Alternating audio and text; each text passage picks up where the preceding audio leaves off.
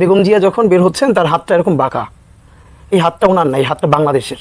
দেখেন আমার অ্যাক্টিভিজমের ভিন্ন জায়গা আছে, আমাকে বহুদিন ধরে যাচ্ছে না এবং গত 1.5 বছর ধরে। এই জন্য আমার অনেকে বলে যে আমি বিএনপির মানে কি এই ফেভারটা দিই কেন। আমার সারা জীবনে কোনো পলিটিক্যাল পার্সোনালিটির সাথে দেখা করার ইচ্ছে হয় নাই। ছোটবেলা থেকে আমি একটা স্বপ্ন দেখছি যে বেগম জিয়া কোনোদিন আমার মাথায় হাত বুলাই দিতেছেন পরম মমতায়। একটা শুধু বলি, জাতীয় শিক্ষা সপ্তাহে আমি জাতীয় পর্যায়ে পুরস্কার পাইতে আসছিলাম, বেগম জিয়া তখন প্রধানমন্ত্রী। তো আমি ফার্স্ট হইলে কি হবে, আমি অনেকবার আসছি বিতর্ক, বক্তৃতা, কবিতায়। যারা ফার্স্ট হয় তারা শুধু প্রধানমন্ত্রীর কাছ থেকে স্বর্ণপদকটা গ্রহণ করতে পারেন। আমি খুবই আনফর্চুনেটলি 1 মার্কের জন্য সেকেন্ড হয়ে গেছিলাম। আমি ফার্স্ট হয়েছি, এই জন্য আমার মন খারাপ হয় নাই। আমার মনে আছে আমি ভীষণ কান্নাকাটি করছিলাম যে আমি বেগম জিয়ার সাথে দেখা করতে পারিনি এবং পুরস্কারটা নিতে পারি নাই তার হাত থেকে। এবং এই যে পার্সোনালিটি, দেখেন আমার আব্বা আমার এলাকার সম্ভ্রান্ত আলেম, তিনি কোনো নারীর সাথে তো দেখা করেন না, কিন্তু এই যে বেগম জিয়া শহীদ প্রেসিডেন্ট জিয়াউর রহমানের ওয়াইফ হয়েও তিনি একটা প্যারালাল পার্সোনালিটি, নিজস্ব বেগম জিয়া হয়ে উঠলেন। আপনি খেয়াল করেন, আপনি বেগম জিয়ার অ্যাপিয়ারেন্সে সে তো বোটা পড়ে না, তিনি খুবই ফ্যাশনেবল একজন উইমেন তিনি। কিন্তু বাংলাদেশের কোটি কোটি ধর্মপ্রাণ নারীরা তারা তাকে যেই পরিমাণ ভালোবাসে, যেই পরিমাণ ওন করে, অথচ নির্বাচনের সময় হাসিনা মাথায় পট্টি বেঁধে তসবি বেঁধে তবুও সেই মানুষগুলোর মন জয় করতে পারে না।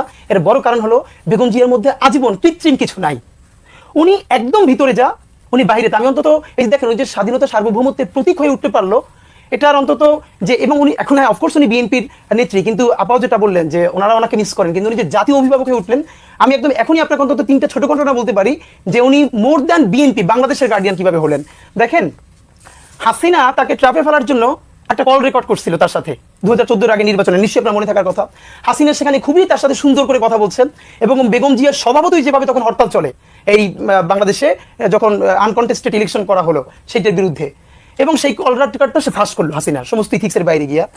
এরপরে পুরো শাহবাগ তন্ত্রের যে বুদ্ধিজীবীরা তারা বলা শুরু করলেন বেগম জিয়া প্রধানমন্ত্রীকে অনার করলেন না, তিনি একটা নেগোসিয়েশন করতে চাইলেন দেশের জন্য, করলেন না।